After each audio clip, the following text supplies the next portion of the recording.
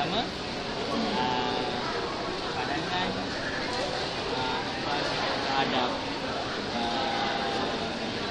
kanan ataupun wujudkan kelab satu Malaysia.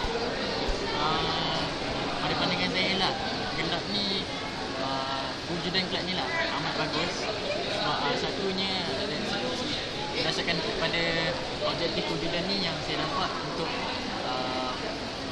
orang cakap untuk melahirkan semangat kapitalisme dalam diri pelajar. Jadi saya rasa kewujudan dengan kewujudan kelab satu Malaysia ni para generasi muda lebih dapat input tu lagi senang nak disampaikan kepada para generasi muda.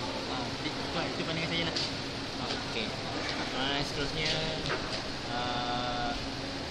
sebelum ni Iqbal pernah mengikuti aktiviti kelab satu Malaysia?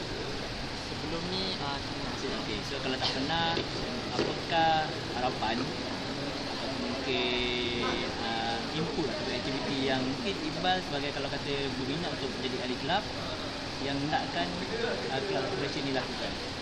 okay.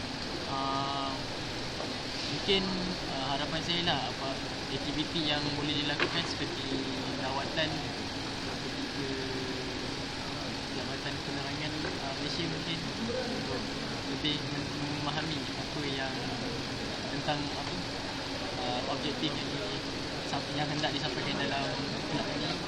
So selain daripada itu mungkin kita boleh buat macam satu camp macam camp satu Malaysia. Sebab sebelum ni saya pun pernah pergi satu camp integrasi. Jadi kat situ kita akan bercampur dengan daripada bangsa-bangsa lain yang kita kenal, kita bekerjasama.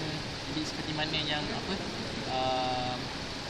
objektif kewujudan kelab ni untuk macam menyatukan macam ni, sejajar dengan gagasan satu Malaysia.